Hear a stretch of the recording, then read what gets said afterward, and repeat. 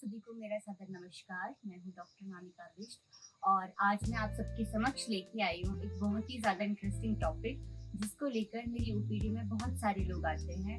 और इस टॉपिक का नाम है इन्यूरेसिस, यानी निरंकुश मूर्छिता।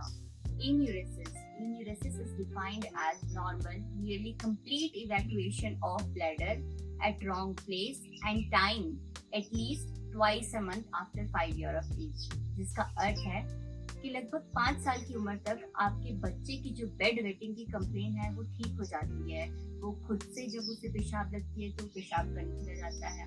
बट इस कंडीशन में ऐसा होता है कि बच्चे को पता ही नहीं चलता है कि उसकी पेशाब कब निकल रही है। जनरली यानी आमतौर पर ऐसा होता है कि 85% बच्चों में जो बेड वेटिंग की कंप्लेन है वो 5 साल की उम्र तक खत्म हो जाती है। अगर आपको ये कंप्लेन देखने को मिल रही है 11 साल की उम्र तक, तो आमतौर पर लड़कों में ये जनरली देखने को मिलेगी लड़कियों के कंपैरिजन में। और अगर 11 साल के बाद की बात है तो लड़कियों में आमतौर पर देखने को मिलेगी एज कम्पेयर टू बॉयज।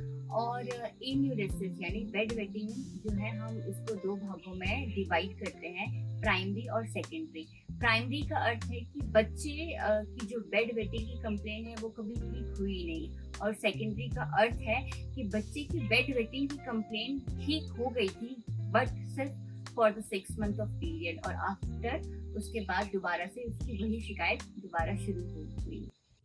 अब हम लोग ये डिस्कस करते हैं कि किन वजहों के कारण कुछ बच्चों में ये कंप्लेन देखने को मिलती है और कुछ बच्चों में नहीं।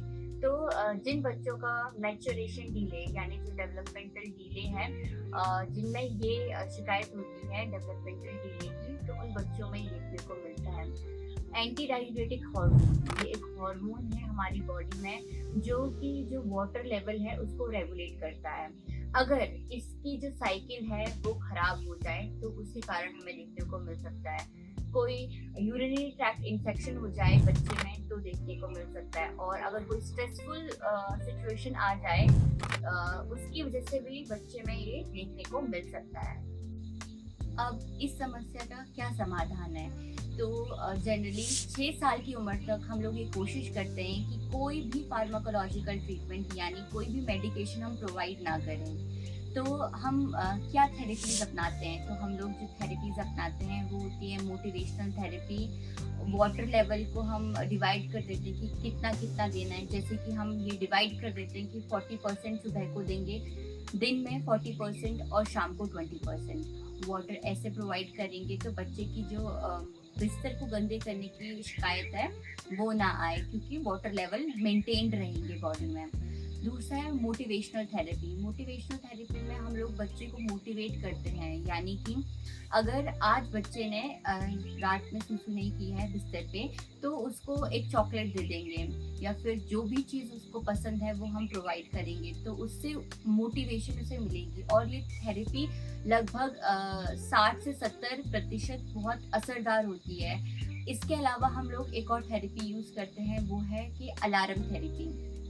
इसमें हम क्या करते हैं कि बच्चे की जो अंडरवेयर होती है उसमें हम अलार्म सेंसर लगा देते हैं, और जैसे ही रात में बच्चा बेड वेट करता है, जैसे ही अंडरवेयर वेट होती है तो 1 घंटी बजती है जो सेंसर सेंस करता है, और इसके कारण बच्चे की नींद खुलती है और उसे ये पता चलता है, बार बार जितनी भी बार वो बेड वेट करेगा उतनी बार उसे पता चलेगा कि अब मैंने पेशाब कर दिया है। तो बार बार उसके दिमाग में ये सिग्नल जाएंगे और इसके कारण उसकी जो ये शिकायत है वो कम हो जाएगी।